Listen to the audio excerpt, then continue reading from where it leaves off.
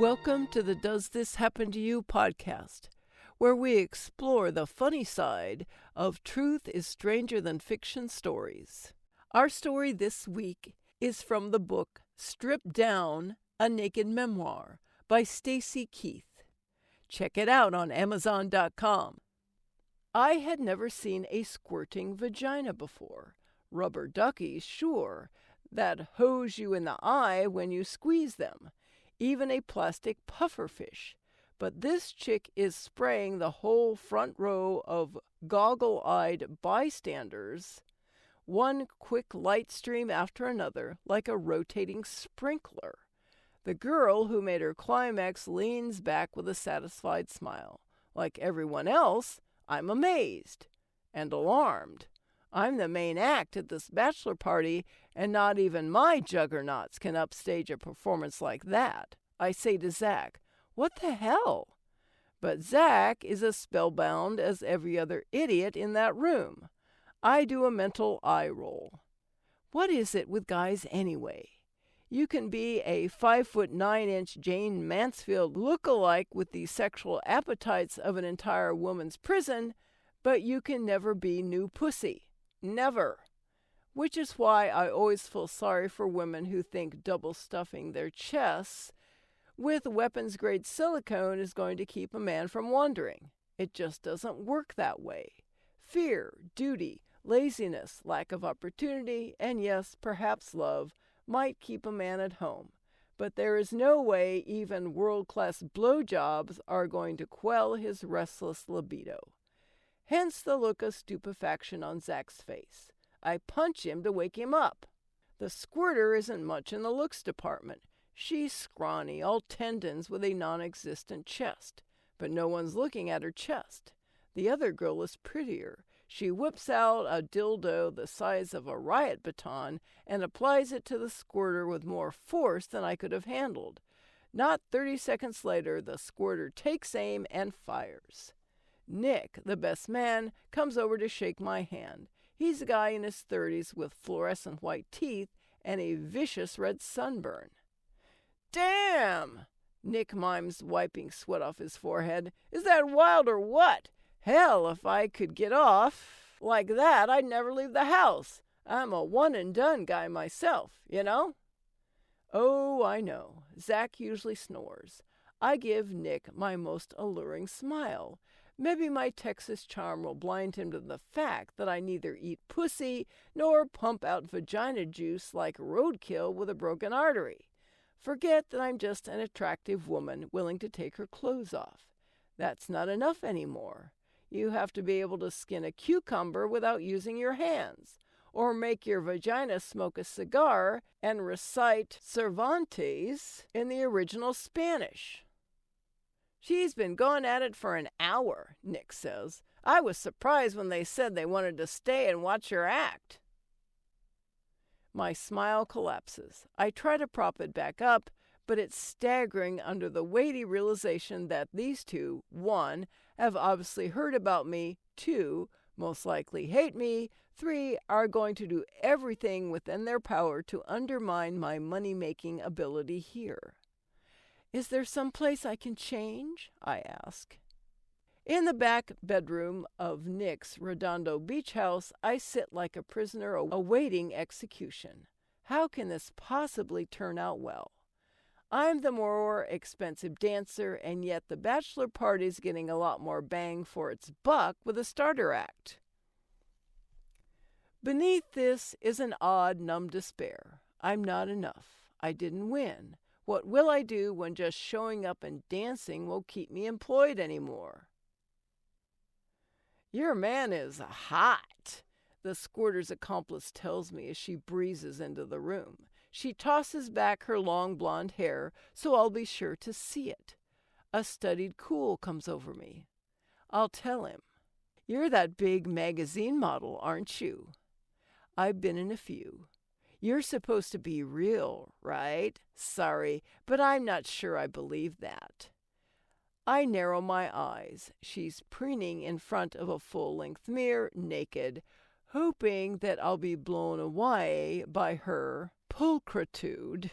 She's pretty, yes, but broad through the beam, with a promise in looks of what I would become if I didn't subsist on a steady diet of nerves and coffee. I didn't realize my tits were on trial, I say.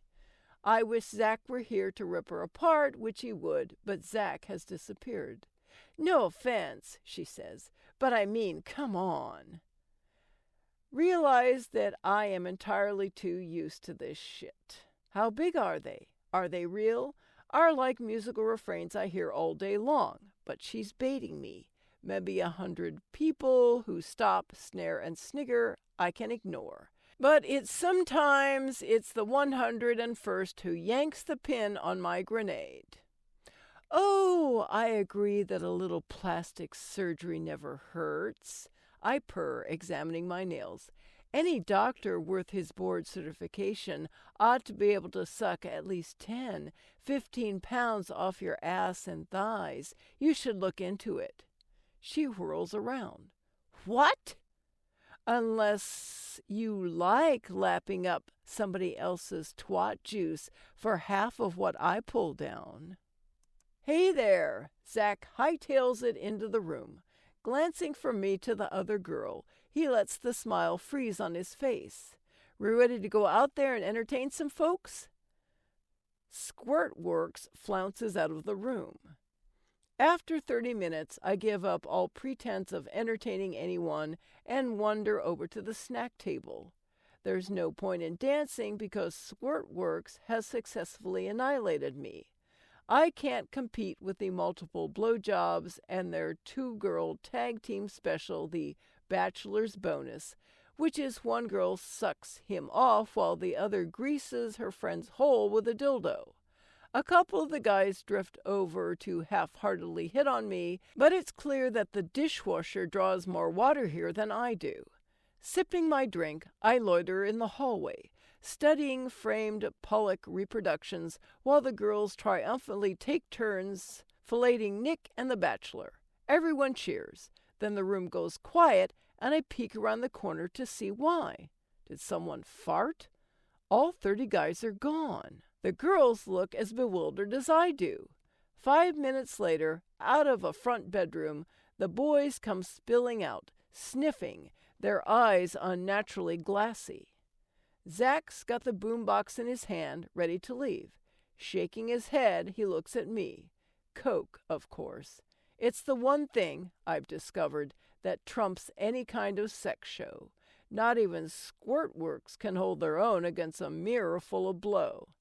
Time to go, Zach says. We're quiet on the way home. My vanity is wounded, and I'm desperately worried that I won't get booked if I can't find a sexual gimmick. So far, California has been one soul-crushing disappointment after another. Whether I'm at a party or on a movie set, I'm always managed to step left when everyone else steps right. In some places, I'm shunned for not taking my clothes off, and in others, I'm ignored when I do. I don't sleep with the right people. Gordon hardly calls anymore. Most days when I'm not working, I sit in the house and stare at the perfect weather as though it's mocking me. Zach drags me out to dinner occasionally, but I rarely feel like eating. Moon Pie greets us at the door, her plump back end wriggling. She's wearing a fluffy pink sweater with bows, one of at least 3 dozen miniature outfits I have purchased in a vain attempt to make myself happy. Zach and I take her down to the beach to pee. The moon glows like bridal silk on the water. Around the point, lights shimmer yellow and orange and white. The sand is crunchy beneath my feet, the wind full of the cold marine smell of the Pacific. A guy and his dog amble by. He gives me a soft hello, and his dog ramps in the water after bristling at Moon Pie. It probably thinks she's a rat in doll clothes. Zach says, "You're taking this way too seriously." What? The part where we left and nobody noticed? You let that girl get to you. She tried to say my boobs were fake. This matters why? I ignore him, unwilling to concede the point. I guess I can hate who I want to. There were two of them, he continues, and one of you. That deck was already stacked in their favor, but you made it way worse, and that's not like you. I weaponize my silence. He grabs a stick of driftwood and throws it to Moon Pie, who's too stupid not to let it whap her in the head. She looks around trying to figure out where it came from. Our survival depends on this ass-lick job, I say, digging at him with implied reproach. But Christ, how much longer will I have to single-handedly fund this surf trip? Before meeting Zach, I had pictured something in West Hollywood close to the studios. I hadn't factored in mudslides, we've had two, salt erosion, my car gears are grinding, and the flare of intense irritation I feel every time Zach leaves the toilet seat up. But what if I had to go through the mind-numbing hell of a typical actress/stripper/model's day and didn't have Zach to talk to? You need to call Ralph, Zach says. Book a road trip. Moon Pie can come with us. So I can pay for a home I can't visit? No, so you can go back to being what you are already. What's that? A celebrity. Nice answer. I let space open up around my resentment. When Zach reaches down to grab the stick of driftwood again, his hand opens. Even in the dim light, I can see writing on it. Somebody scribbled on his hand with ink. The writing looks just like a smiley face and a phone number. Thanks for listening. I'm Chris Kepler, and I hope you enjoyed listening to these stories as much as I enjoyed narrating them. I'd love for more people to hear these wonderful stories, so please share and tell your friends.